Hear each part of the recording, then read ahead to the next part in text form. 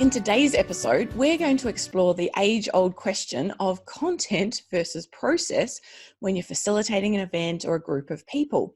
I've often heard debate around this as an enabler of change working in extension. Some people are adamant that you have to know the content, and others are equally adamant that it's the process that helps enable change. But first of all, let's make sure we know what we mean. That's a good idea, Denise. In my mind, content is the what, the topic or focus of change. It's the problem, the opportunity, the decision or the technical content. It's what you're going to be talking about. Process, on the other hand, is the how we facilitate the event, where we discuss the what. So process is the methods, tools or techniques being used, the design of a workshop and how you'd manage a group. It's how you would go about exploring the what. But Denise, why do you think it's important to understand the difference as an enabler of change? Well, John, over the years that I've worked in this field, I've started to recognize that people have an unconscious bias to either end. Sometimes it has to do with your background. If you have a great deal of training in a technical area, then often content is seen as important. However, if you've been trained more in facilitation, then it doesn't matter whether you know the topic because it's about the process of change. And I wonder if you change over time. Like, I did a horticultural science degree back in the dark ages, and I can remember thinking it was all about the science when I started working as an industry development officer. I was happy to reel off facts, thinking they persuaded the growers to change.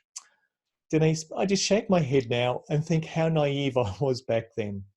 I now realise how important relationships and processes are to achieving our outcomes. Yes, research about group processes indicates that while a focus on process alone does not result in the best outcomes, process facilitation leads to more positive group dynamics. So maybe it's just a better quality journey, perhaps, John. That's really interesting, Denise. I've certainly found that having a good process is a huge help with achieving good outcomes from our work. That's right, John. In fact, everyone needs to use facilitation skills, I think, and have a process that works. You need to have a good enough process that means that people aren't switched off by the content. However, content is often what people will say they are there for.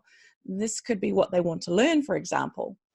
And so being an enabler of change means keeping this in mind while remembering that processes like peer-to-peer learning are handy. And if you're not familiar with that, we've done an episode on it. You could also use the flipped classroom, another great episode of ours. Talk about shameless promotion, John. That's it. But anyway, we often default to information as being the key to change, but it's the process that will help people work through attitude, skill development, or aspirational change. So, Denise, perhaps we need a minimum level of both content and process. This is where I've seen some scientists very successfully engage with a farmer audience because they know their subject area well and they've taken the time to learn some basic facilitation skills. So, in conclusion, both content and process are important, and together they'll help you to be an effective enabler of change. Well, you've heard our thoughts. Now we'd like to hear yours. Add a comment below the episode and tell us about your experiences with content versus process. Maybe tell us which side you default to. We don't want this just to be a one-way conversation, so join in by sharing your thoughts and ideas with us. Thanks, folks, for joining us on this Enablers of Change episode. Remember to subscribe if you'd like to know when new episodes are available. All the best until we meet again.